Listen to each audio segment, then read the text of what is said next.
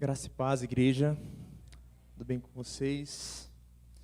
Fui pego de surpresa ontem, mas espero, pela graça de Deus, estar trazendo uma palavra de Deus para o coração de cada um que está aqui.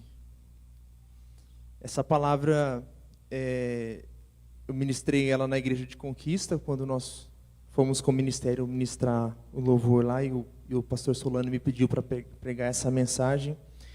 Então, vou estar pregando novamente essa mensagem. Queria convidar você a fechar seus olhos e clame a Deus pela misericórdia de Deus, para que a palavra de Deus seja pregada e que tudo aquilo que sair da minha boca venha somente do Senhor. Senhor nosso Deus, nós estamos agora diante da Tua palavra, ó Deus, e pedimos, ó Deus, pelas Suas misericórdias, ó Pai. Toma, ó Deus, tudo aquilo que vai ser dito nesse momento, que tudo aquilo, ó Pai, que for falado, ó Deus, seja, Senhor, conforme a Tua vontade, conforme a Tua palavra, ó Deus. Tenha misericórdia da minha vida, ó Deus, e fala, ó Deus, a cada pessoa que está aqui nessa noite, Senhor. Nós somos totalmente dependentes do Senhor, ó Deus.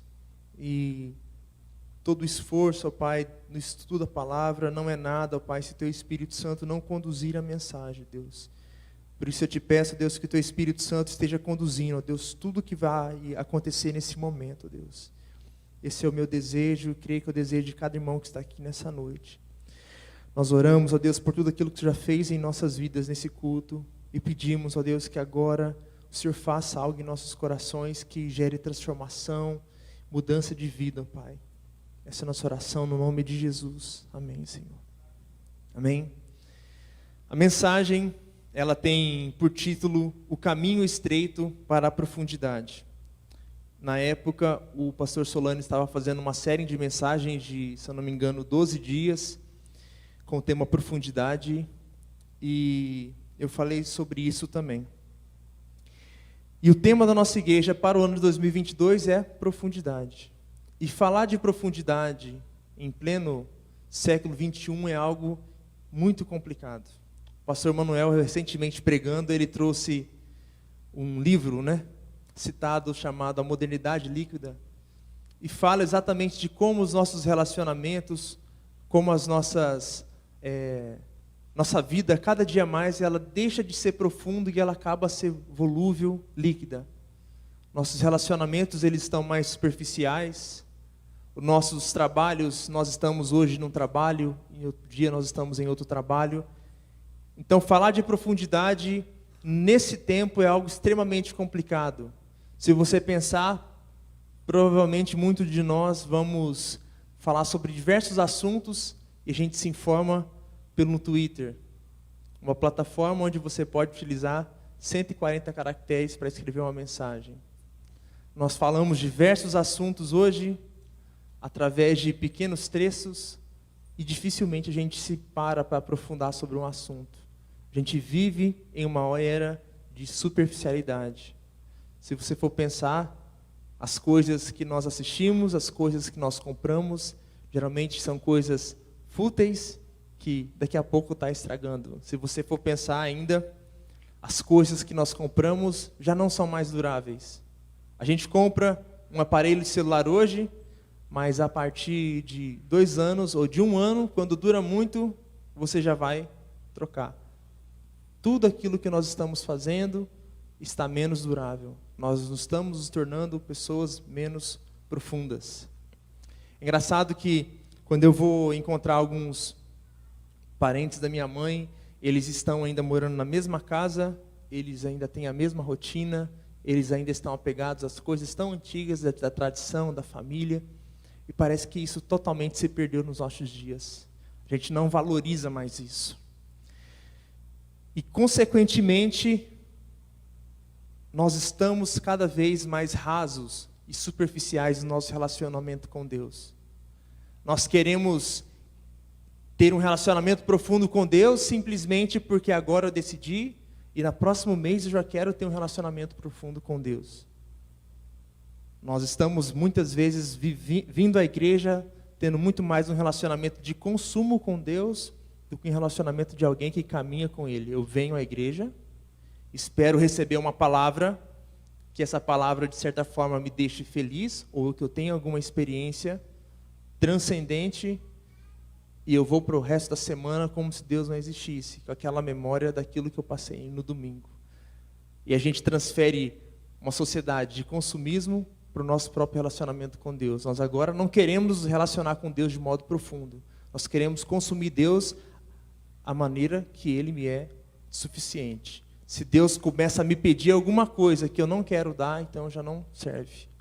Da mesma forma como você descarta algo que você compra, quando ele fica ultrapassado, às vezes nós fazemos isso com a palavra de Deus.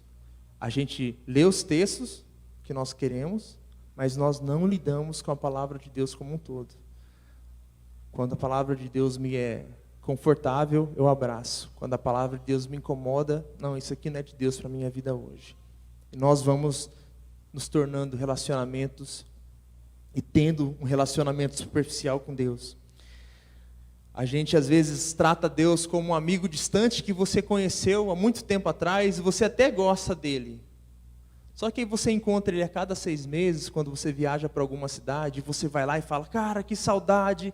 Mas se você for pensar de verdade, você nunca parou para mandar uma mensagem para esse seu amigo. Você gosta dele, claro que você gosta dele, mas o seu relacionamento com ele demora a cada 6 meses para se encontrar. E às vezes nós fazemos a mesma coisa com Deus. Nós nos relacionamos, nós amamos Deus, ou nós gostamos de Deus, mas Deus é aquele amigo distante, legal, bacana, mas desde que eu não tenha que me relacionar todo dia com Ele, para que Ele comece a tirar algumas coisas de mim, está tudo bem. Enquanto Ele está distante, está tudo certo. E jamais nós vamos conseguir ter um relacionamento profundo com Deus mediante essas situações. Escrevi que profundidade exige tempo. Conhecer algo profundamente exige tempo. E conhecer pessoas profundamente também exige tempo. Quando nós vamos nos casar, a gente acha que a gente conhece totalmente a pessoa que a gente está se casando.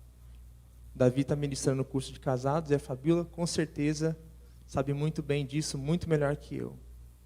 E você vai conhecendo essa pessoa, a maneira e a medida que você se relaciona com ele. Então, conhecimento, profundidade, um relacionamento necessariamente exige tempo.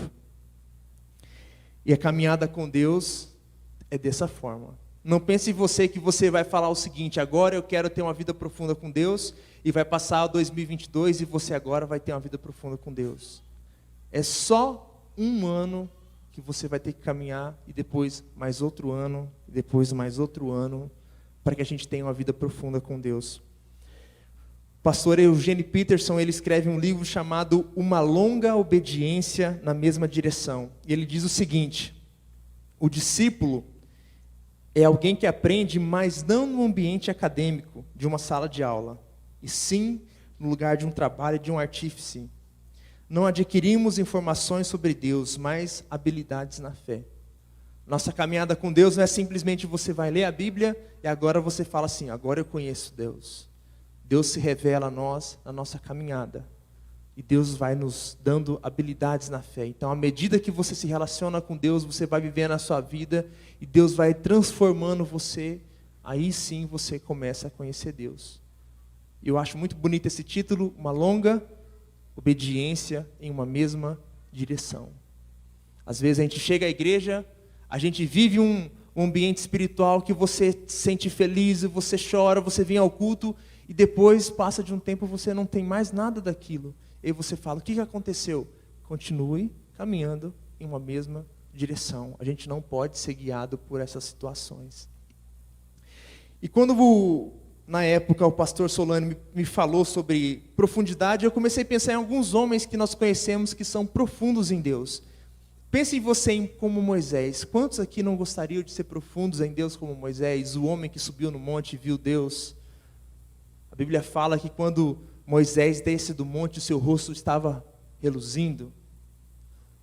Ou talvez você queria ser profundo em Deus como Davi, o homem segundo o coração de Deus.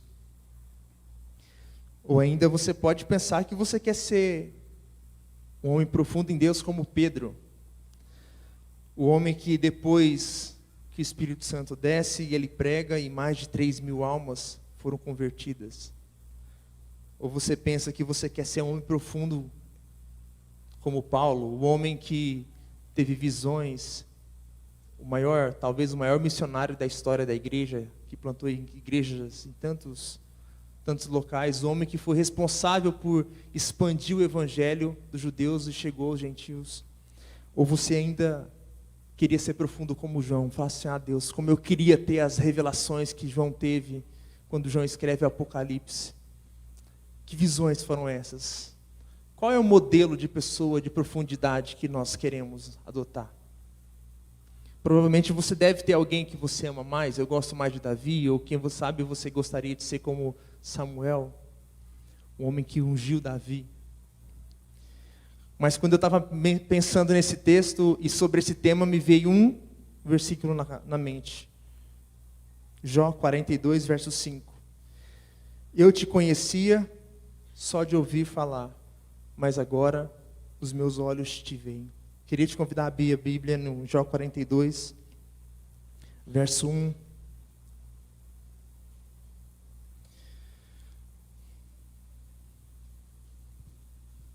Verso 1. 42, verso de 1 a 6.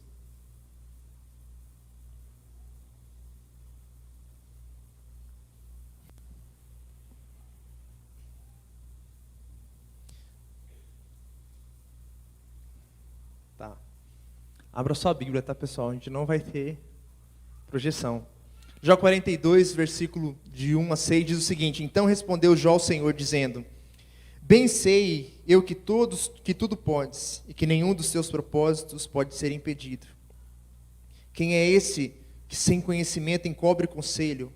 Por isso relatei o que não entendia, coisas que para mim eram inescrutáveis, e que eu não entendia. Escuta-me, pois, e eu falarei, e eu te perguntarei, e tu me ensinarás. Com o ouvir dos meus ouvidos ouvi, mas agora te veem os meus olhos. Por isso me abomino e me arrependo no pó e na cinza.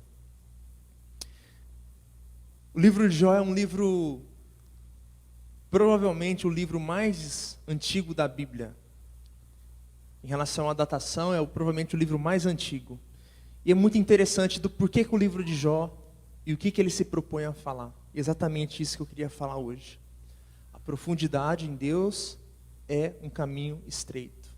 Jó é um livro que, não sei quantos já leram o livro de Jó, mas é um livro que incomoda na Bíblia. É um livro muito incômodo na Bíblia. Por que Deus? Por que um homem dito na Bíblia que era tão bom sofre? O livro de Jó ele faz parte dos livros sapienciais da Bíblia, os livros de sabedoria do Antigo Testamento, que englobam Jó, Salmos, Provérbios, Eclesiastes e Cantares. A sabedoria de Deus para o povo. Por que o justo sofre? E exatamente desse ponto que Jó vai tratar. Quando nós éramos crianças, ou se você já teve seus filhos, provavelmente você viveu aquele momento em que seu filho perguntava em tudo o porquê de alguma coisa. Por que acontece isso? Por que acontece isso? Por que acontece isso? Mas e por que isso? Mas interessante que apesar de com o tempo nós crescermos e a gente agora termos algumas respostas, nós ainda continuamos fazendo alguns porquês para Deus. Por que a pandemia, Deus? Deus, por que fulano pegou? Deus, por que fulano morreu? Fulano era tão bom, Deus. Por quê? Nós ainda queremos encontrar respostas. Jó é um homem que ele tentou encontrar respostas. No início do livro de Jó, começa dizendo o seguinte, Jó 1, de verso 1 a 5, eu vou estar lendo alguns capítulos e versículos do livro de Jó, então não precisa necessariamente ficar abrindo toda hora. Dizia o seguinte: havia um homem na terra de Uz, cujo nome era Jó. Este homem era íntegro e reto, e temia Deus e desviava do mal. Nasceram-lhe 7 filhos e 3 filhas. Tinha 7.000 ovelhas, 3.000 camelos, 500 juntas de bois e 500 jumentas.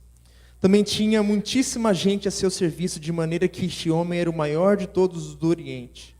Os filhos dele iam à casa um dos outros e faziam banquetes, cada um por sua vez, e mandavam convidar as suas 3 irmãs e comerem e beberem com eles. Quando se encerrava um ciclo de banquetes, Jó chamava seus filhos e o santificava. Levantava-se de madrugada e oferecia holocausto segundo o número de todos eles. Pois Jó pensava assim: talvez os meus filhos tenham pecado e blasfemado contra Deus em seu coração. E Jó fazia isso continuamente.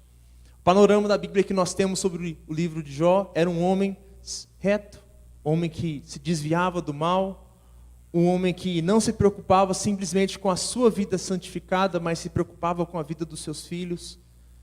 A Bíblia relata que Jó se preocupava a ponto de oferecer sacrifícios a Deus, caso, não é porque os filhos deles tinham pecado, é se algum dos meus filhos pecou, ele oferecia sacrifício. Era um homem justo, um homem reto diante de Deus.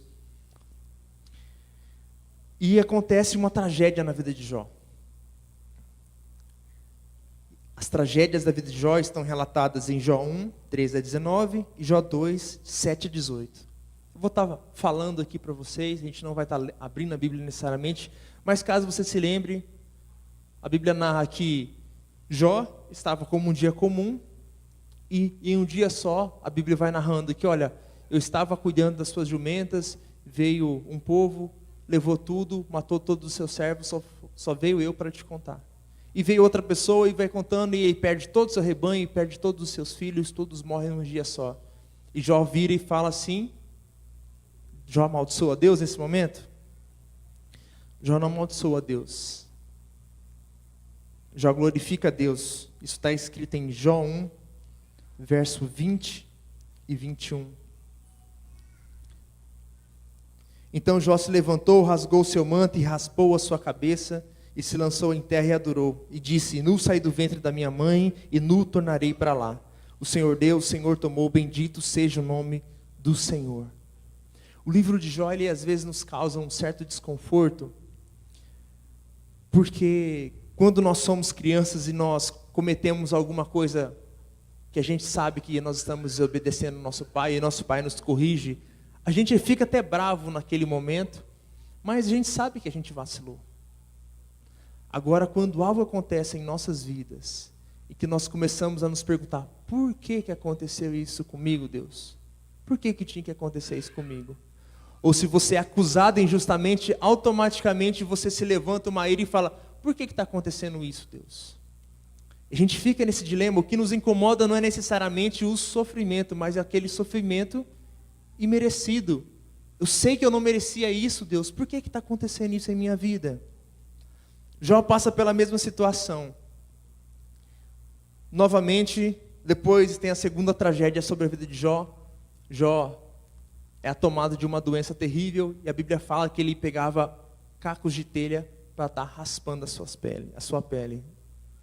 De um dia para a noite, Jó tinha tudo, ele perde seus filhos, perde toda a sua riqueza, e agora ele era um homem doente, o homem que antes era reconhecido, o homem mais rico, agora está numa sarjeta, com cacos de pedra, passando em suas feridas. Alguém já se incomodou com esse livro? Por que Deus? Por que Deus? Se a gente for ler a lei, em Deuteronômio, a gente vai se deparar com alguma coisa, no mínimo, intrigante. Deuteronômio 28, 1, 2 fala o seguinte: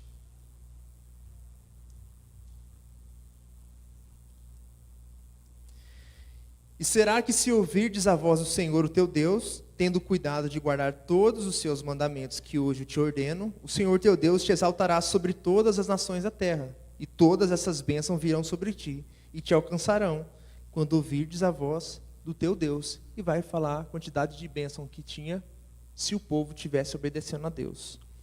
E no verso 15, do mesmo capítulo 28, diz assim: será, porém, que se não deres ouvidos à voz do Senhor teu Deus, para não cuidares em cumprir todos os seus mandamentos e seus estatutos, que hoje te ordeno, então virão sobre ti todas essas maldições e te alcançarão. E o texto continua falando sobre as maldições advindas à desobediência. Então parece contraditório você pensar, Deuteronômio está dizendo, Se você me obedecer, você será abençoado. Se você me desobedecer, você será amaldiçoado. E agora eu te pergunto, o que Jó fez? Um dos princípios da interpretação bíblica é que a Bíblia não se contradiz. E tem um motivo específico de Jó estar na Bíblia. Engraçado que Jó é considerado um homem paciente, né? Nós falamos, esse homem tem a paciência de Jó. Mas eu queria mostrar alguns textos para vocês que Jó também não foi tão paciente assim com Deus. Jó começa a se perguntar a Deus, o que eu fiz para merecer isso? Logo depois que Jó acontece tudo aquilo, a esposa de Jó vira para ele e fala assim, olha, amaldiçoe-se Deus e morre. Jó se distancia e aparecem 3 amigos de Jó. No primeiro momento, esses 3 amigos ficam 7 dias em silêncio diante de Jó. E depois o livro de Jó vai decorrer até o versículo 38, somente entre os diálogos de Jó e esses amigos. E em alguns desses diálogos que Jó tem, ele fala o seguinte, se me adianto, Deus não está ali. Se volto para trás, não percebo. Se ele age à minha esquerda, não vejo. Se ele esconde à minha direita, não enxergo. Jó vê para tudo aquilo e fala, não consigo ver Deus em toda essa situação.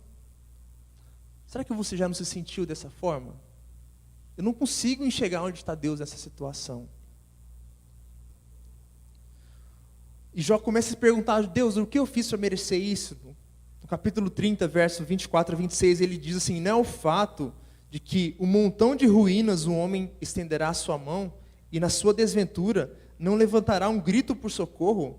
Por acaso não chorei por aqueles que atravessava dias difíceis? Não estou angustiada minha alma pelo necessitado? Quando eu esperava o bem, eis que me veio o mal. Eu esperava a luz e veio a escuridão. Jó se vê diante da sua defesa e fala, olha, mas eu chorei com os que choravam, eu olhei para o necessitado. Quando eu esperava o bem, agora me veio o mal. E Jó começa a questionar Deus. Por que Deus? Jó começa a se perguntar se Deus não viu os seus passos. Será que Deus não está vendo a forma que eu tenho vivido? Capítulo 31, de verso 1 a 4, ele faz assim, eu fiz uma aliança com os meus olhos de não olhar para uma virgem. Do contrário, qual seria a minha porção do Deus lá de cima? E que herança receberia do Todo-Poderoso desde as alturas? Por acaso não é a perdição para o ímpio e a desgraça para os que praticam a maldade? Será que Deus não vê os meus caminhos e não conta todos os meus passos? Talvez é essa. Eu não sei como que você está vivendo nesse período de pandemia. Será que você não se perguntou em algum momento sobre isso? Deus, por quê? Por que aquela pessoa foi, Deus? Deus, mas ela era uma pessoa tão boa, ela era justa, ela cuidava. Por que ela foi, Senhor? E se a gente começa a se perguntar isso, Deus, o que será que nós fizemos para merecer tão grande tragédia, tantas pessoas morrendo? E Jó questiona Deus. Ele diz assim, a terra está entregue na mão dos ímpios, e Deus ainda cobre o rosto dos juízes. Se ele não é o causador disso, quem seria? Jó começa a querer acusar Deus. Uai, Deus, o que está acontecendo? O que está acontecendo, Deus? Para ressaltar no fim, Jó deseja a morte. No seu sofrimento ele diz, por que me tiraste do ventre da minha mãe? Eu deveria ter morrido antes que o meu olho visse. Teria sido como alguém que nunca existiu, e já do ventre teria sido levado à sepultura. Não são poucos os meus dias?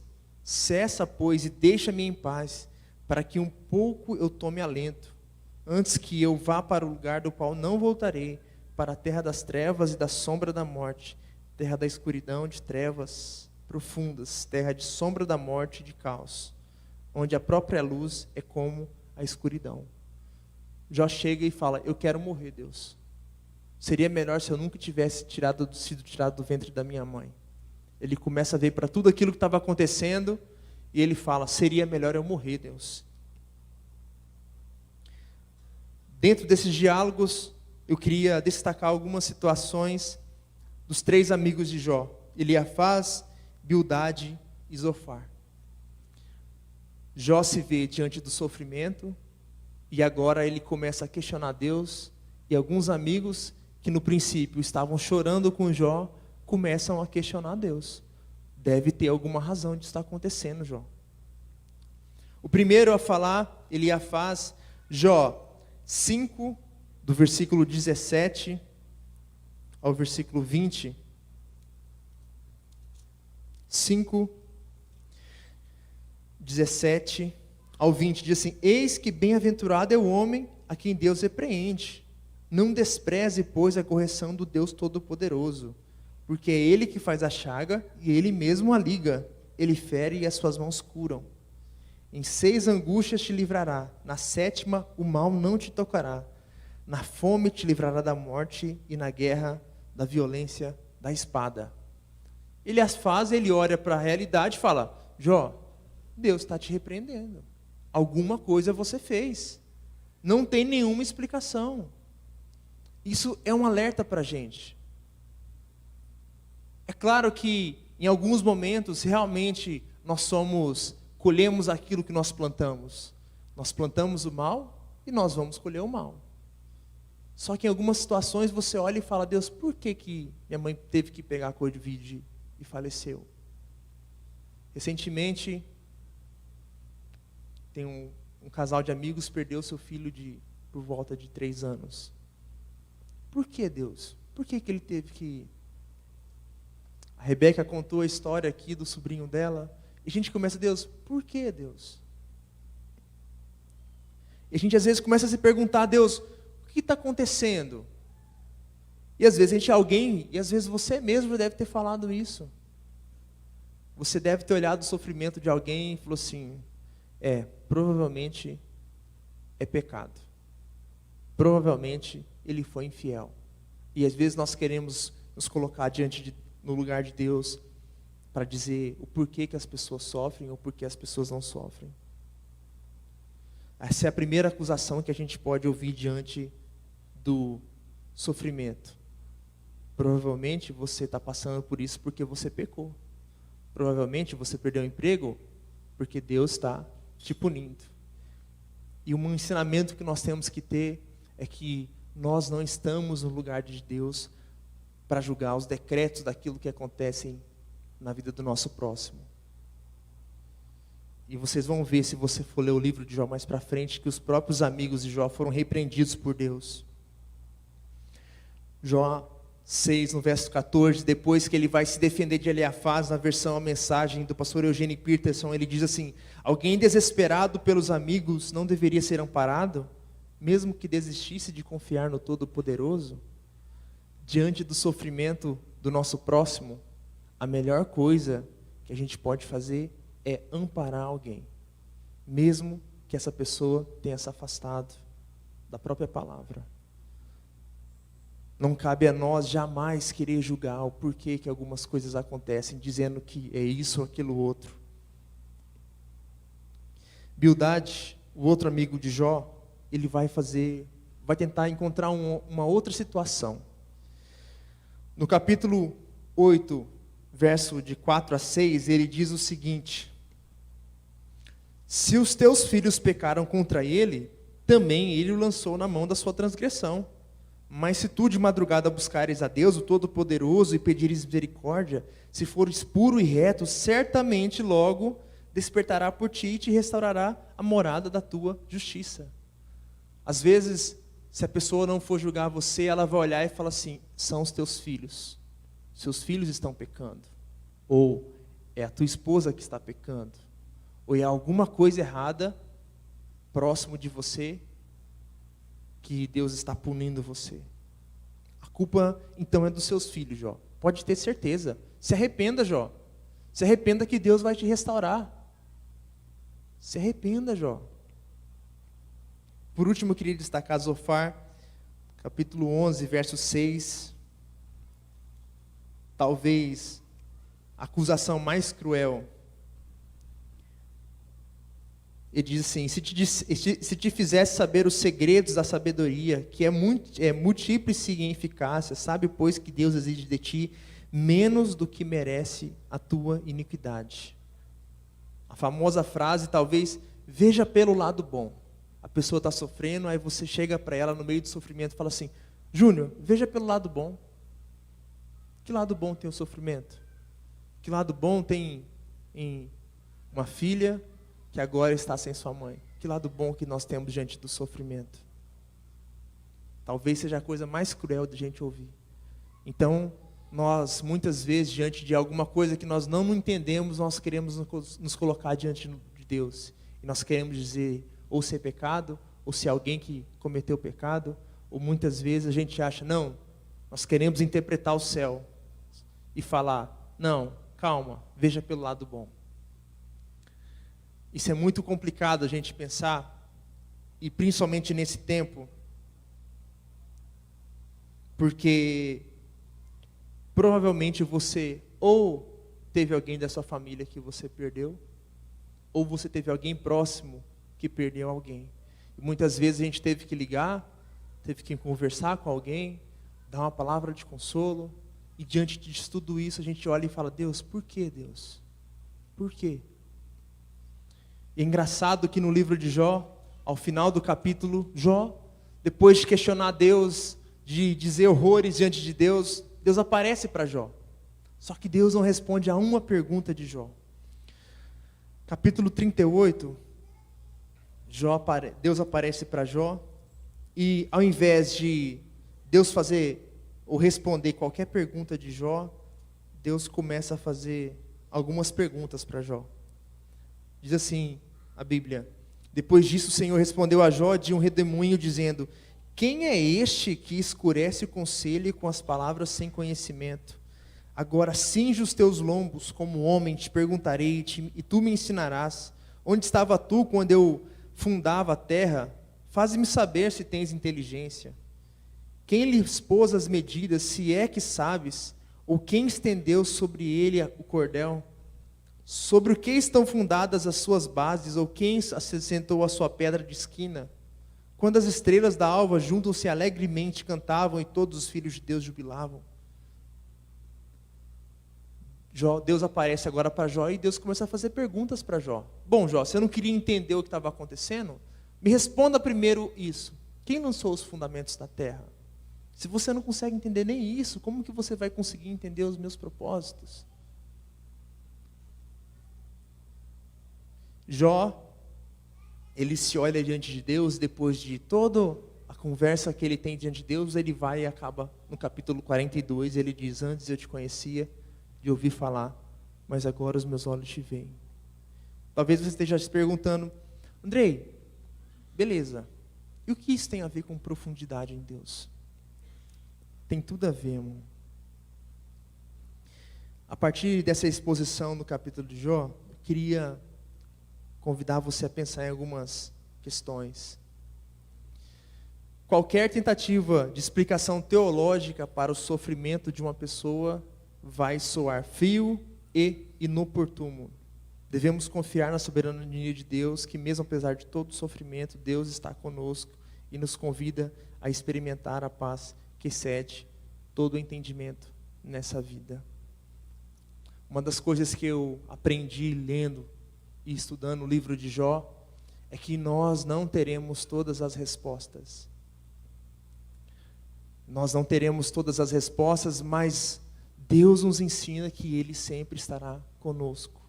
Jó se vê diante de todo aquele sofrimento e quando ele olha para Deus, depois que Deus faz todas as perguntas para Jó, ele não sabe responder, ele diz, antes eu te conhecia de ouvir falar, mas agora os meus olhos te veem. Se você quer ter um ano profundo em Deus, entenda que você não vai ter todas as respostas teológicas para todos os problemas da nossa vida. Mas entenda que uma vida profunda em Deus requer uma vida de proximidade e muitas vezes de silêncio, choro na presença de Deus. Talvez as agonias que você passou na sua vida, essas sim vão te tornar uma pessoa profunda em Deus. Talvez quando às vezes algumas coisas acontecem em nossa vida e você passa sobre aquilo de joelhos orando, Deus, tem misericórdia de mim, Deus, me sustenta. Serão os dias em que você mais vai conhecer a Deus.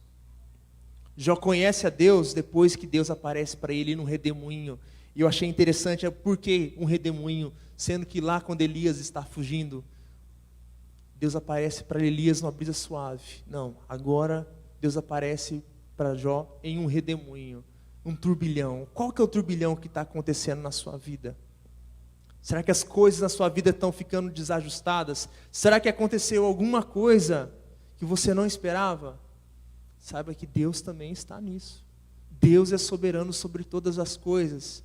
E nós temos que confiar nisso, irmão. Eu sei que talvez não é a mensagem mais gostosa de se ouvir. Essa mensagem aponta muito para mim. E eu sei que tem pessoas que estão sentadas aqui que poderiam falar sobre uma vida profunda em Deus através do sofrimento muito mais que eu. Tenho certeza disso. Um escritor chamado C.S. Lewis, quando ele vai escrever um livro chamado O Problema do Sofrimento, a princípio ele pede para que ele pudesse escrever o livro de maneira anônima, porque ele fala que as coisas que ele queria dizer sobre sofrimento, sendo que as pessoas iriam lá para a vida dele e falar assim, você nunca sofreu, o que você está dizendo? Provavelmente as pessoas irão dar descrédito. Provavelmente você pode estar olhando para mim e falando assim, o que o André entende de sofrimento? Eu não entendo muito não, amado. De verdade. Mas essa palavra aponta para o meu coração dizendo, saiba que o dia mau pode chegar sobre a sua vida. Talvez a Covid não vai ficar só ao redor dessas pessoas. Talvez ela pode chegar na nossa casa. E quando o dia mau chegar, o que nós vamos fazer? Será que nós vamos nos virar diante de Deus e falar, Deus, o porquê? Ou nós vamos nos ajoelhar diante de Deus e falar, Deus, o Senhor é soberano sobre a minha vida. Que o Senhor faça aquilo que o Senhor tem que fazer, por mais que eu não entenda. Você lembra do apóstolo Paulo dizendo, Deus, tire esse espinho da minha carne. E Deus olha para Paulo e fala assim, a minha graça te basta. Talvez diante do sofrimento, Deus vai olhar para a gente e falar, a minha graça te basta. E talvez é nesse momento que nós vamos descobrir uma profundidade em Deus que nós nunca sonhamos. Quando nós estamos, às vezes, sozinhos, no nosso quarto, sem ninguém para dar uma palavra para nós, e a gente se vê diante do próprio Deus e nós vamos nos sentir consolados pelo próprio Espírito Santo. E quem sabe um dia a gente vai entender aquilo que a Bíblia fala quando nós teremos uma paz que excede todo entendimento. Então, uma das conclusões é, não tente dar explicação teológica para tudo, achando que agora é pecado, agora não é. A gente não entende os desígnios de Deus. E quem somos nós para julgar a vida do nosso irmão? Eugene Peterson, no livro, na Bíblia a Mensagem, ele, no prefácio do livro de Jó, ele escreve que o sofrimento ele é um mistério. Sofrimento é um mistério, a gente não vai ter todas as respostas. Se você for ler o livro de Jó, você vai ver que em momento nenhum Deus se propõe a responder as perguntas de Jó. Em momento nenhum. É Jó, é Deus que faz as perguntas para Jó no final. O sofrimento ele é um mistério. Mas ao final do livro de Jó, Jó conhece um mistério que é maior que o sofrimento, que é Deus. E saiba, amado, que nós temos um Deus que não é um Deus distante, mas é um Deus que se fez carne, e Ele habitou entre nós, Ele sofreu as nossas dores. A Bíblia diz em Hebreus que nós podemos chegar confiadamente, a fim de achar graça e misericórdia, porque nós não temos um sumo sacerdote que não possa se compadecer das nossas dores e das nossas aflições. Nós podemos chegar diante de Deus, porque nós temos um Deus que sofreu como a gente. Cristo, o servo sofredor. Filipenses 2 diz que ele abriu mão de tudo aquilo que ele tinha, ele se faz homem e ele vai até a cruz. Isaías vai dizer que Cristo era um homem de dores. Então nós podemos confiar nesse Deus, no caráter da bondade de Deus, por mais que a gente olhe e a gente não entenda nada. Deus responde ao mistério de Jó com o mistério de si mesmo. Essa frase é dita por Elizabeth Elliot. Ela escreve um livro chamado Sofrimento Nunca é em Vão. Elizabeth Elliot era uma missionária e ela estava evangelizando com a família dela uma tribo indígena, e um dia o marido dela estava na tribo e foi assassinado pelos próprios índios. E depois de alguns anos ela se vê nessa mesma tribo evangelizando. E ela vai falar sobre o sofrimento, de como Deus trabalhou na vida dela através do sofrimento. Não estou dizendo que você vai ter todas as respostas. Ela diz o seguinte, que a questão não é simplesmente o que nós passamos em nossa vida, mas é o que nós fazemos com aquilo que nós passamos. Talvez você conheça alguém que passou por uma coisa terrível e essa pessoa saiu melhor. Mas provavelmente você conhece alguém que passou por algo terrível e ela provavelmente saiu pior daquilo. A nosso coração diante das coisas da nossa vida vão demonstrar aonde está o nosso coração. E se nós queremos ser pessoas mais profundas em Deus, nós temos que entender que um dia, o dia mau pode chegar na nossa casa. E a melhor forma de nós nos mantermos fiéis e sermos pessoas profundas em Deus é sermos fiéis em tudo aquilo que nós estivermos passando. Mesmo que a gente olhe algumas coisas e fale assim, Deus, eu não queria que isso estivesse acontecendo. Deus, me dói demais isso, mas ainda assim eu vou ser fiel ao Senhor. O livro de Jó não rejeita respostas propriamente. Há um conteúdo para a religião bíblica. A secularização das respostas que é rejeitada. Respostas separadas da sua fonte, o Deus vivo. A palavra que tanto nos abate quanto nos cura. Não podemos ter a verdade acerca de Deus divorciada da mente e do coração de Deus. Se você vai consolar algum irmão, por mais que às vezes você saiba que aquilo que ele está colhendo, às vezes até fruto de pecado, saiba que nós não temos a autoridade de Deus para falar a palavra dele distanciada do coração de Deus. O Deus que sofre, o Deus que padece. Às vezes você vai falar algo com o seu irmão e você é duro, você é vingativo, está acontecendo isso por causa disso, disso e disso. Saiba que Deus não nos permite que nós tenhamos a palavra dele distanciada do coração dele. Se você for ler o livro de Jó, em alguns momentos se você olhar isoladamente o livro de Jó, você vai ver que alguns textos que os amigos de Jó falam, você fala, pô, isso aqui está na Bíblia, é isso mesmo. Mas lá na frente você vai ver o próprio Deus condenando atitudes dos amigos de Jó, porque eles estavam falando de Deus distanciado do coração dele. Nós temos que ter o nosso coração entristecido quando necessário, e nós temos que confiar que o coração de Deus também está nisso. A gente jamais pode usar a palavra de Deus distanciada do coração do Deus que é amor. Então, diante do sofrimento, seja seu, seja de quem for, saiba que antes de nós queremos levar a palavra de Deus, pense, será que eu estou levando o coração de Deus que sofre para essa pessoa?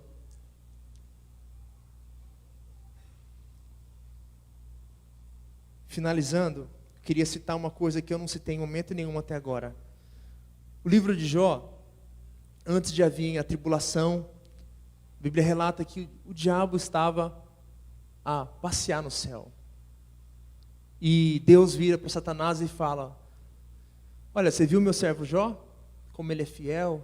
Satanás vira e fala, mas é claro que ele é fiel. Você deu tudo para ele. Você se cerca de tantas coisas boas e bens. Como que ele não vai ser fiel a você? Então, Deus permite que Satanás toque em Jó e tem toda a história. Eu queria dizer uma coisa para você. Se você parar para perceber e ler, Jó nunca soube dessa história.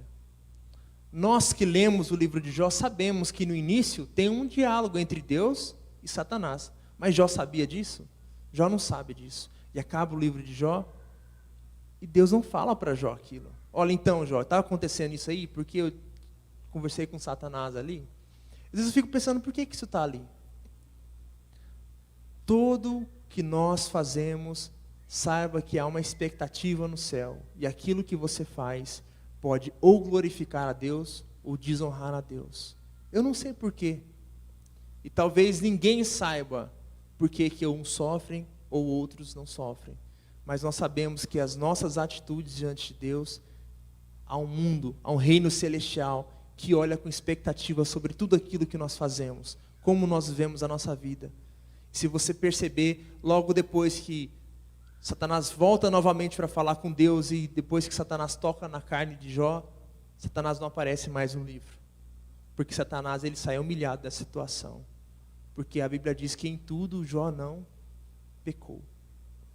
E é interessante a gente entender que mesmo que Jó tenha falado dessas atrocidades, a Bíblia diz que Jó não pecou.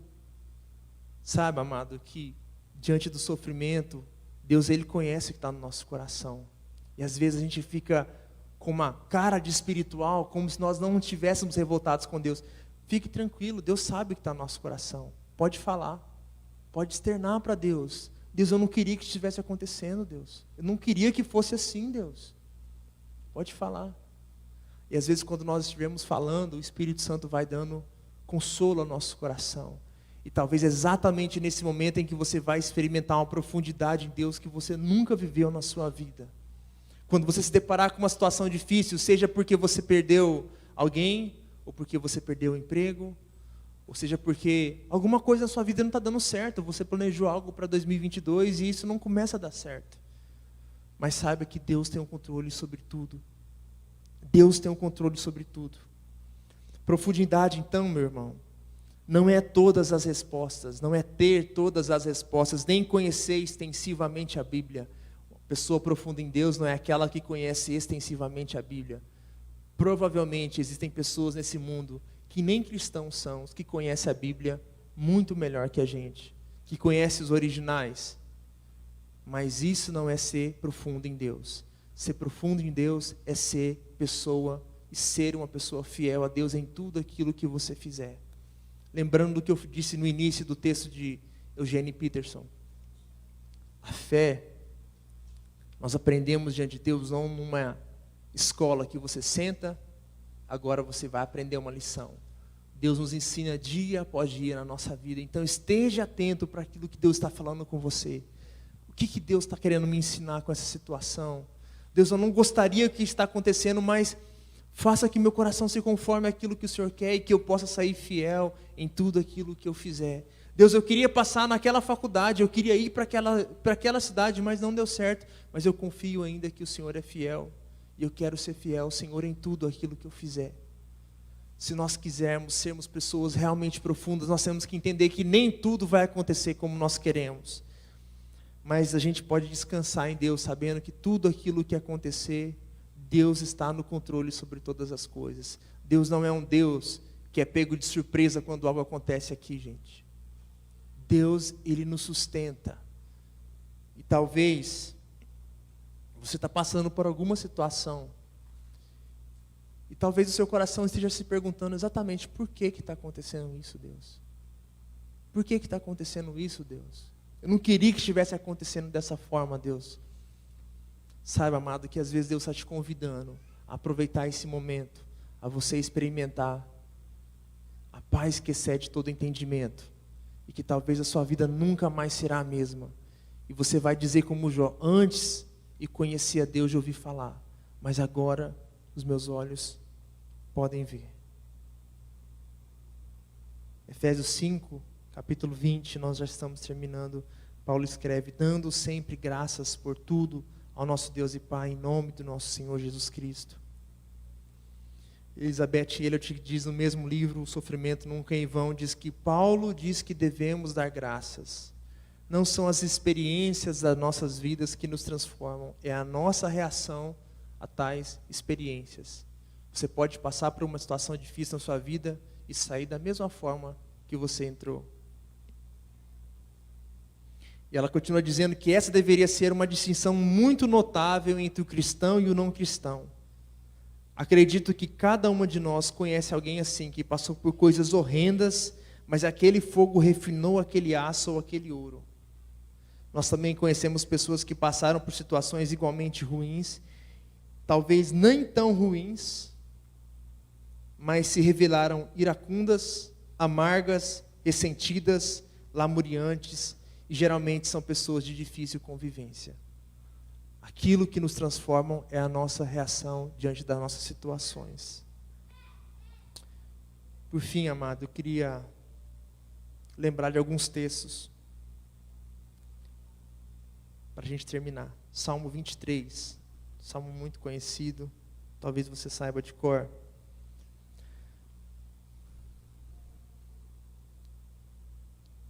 verso 4 ele diz: ainda que eu andasse pelo vale da sombra da morte, não temeria mal algum, porque tu estás comigo. Deus não está dizendo, ou o salmista não está dizendo que nós não iremos andar pelo vale da sombra da morte, mas ele diz confiadamente que o próprio Deus vai estar com ele. E é por isso que ele pode andar confiadamente. Ou a gente pode lembrar do texto de Jesus, em João 16:3, dizendo assim: estas coisas vos tenho dito para que tenhais paz em mim. No mundo passareis por aflição, mas tende bom ânimo, eu venci o mundo. O Mateus 28, no verso 20, logo após a grande comissão, ele diz: ensinando-vos a guardar todas essas coisas que vos tenho ordenado, e eis que estou convosco todos os dias até a consumação dos séculos. Abaixe sua cabeça, vamos fechar os nossos olhos.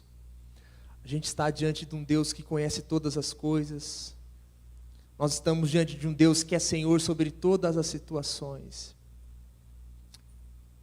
E quando a Cibele veio me falar para pregar, pensei nessa mensagem, que era algo que eu já tinha pregado. Eu falei: Deus, essa palavra às vezes, eu não diria nem temor, eu diria assim, eu falei para a Luana isso, me dá medo.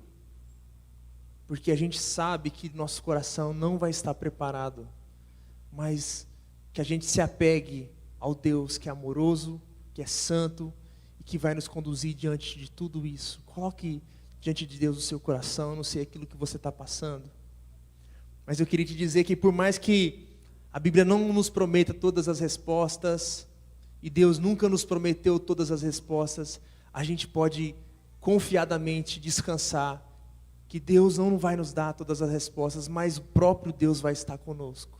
E talvez você vai experimentar algo que você nunca experimentou na sua vida antes. E Deus está te convidando exatamente a descansar nele, a chegar e olhar diante da situação e falar assim: Deus, eu não entendo, Deus, eu não queria que isso acontecesse, eu nem mesmo aceito o que está acontecendo, Deus. Mas agora eu vou me ajoelhar diante da tua presença e dizer: Deus, o Senhor é Deus sobre a minha vida, o Senhor continua sendo Deus. O Senhor continua sendo bom, e eu quero, Senhor, descansar em Ti, Senhor. Talvez você, como Jó, no começo, você vai dizer um monte de coisa errada, você vai olhar para Deus, e Deus vai olhar para você: quem é você? Mas quando Deus te apresentar diante de Ti, você vai dizer: antes eu te conhecia de ouvir falar, mas agora os meus olhos te veem. E Deus nos convida para uma vida mais profunda, mas saiba que Deus vai usar a nossa própria vida para que a gente tenha uma profundidade em Deus.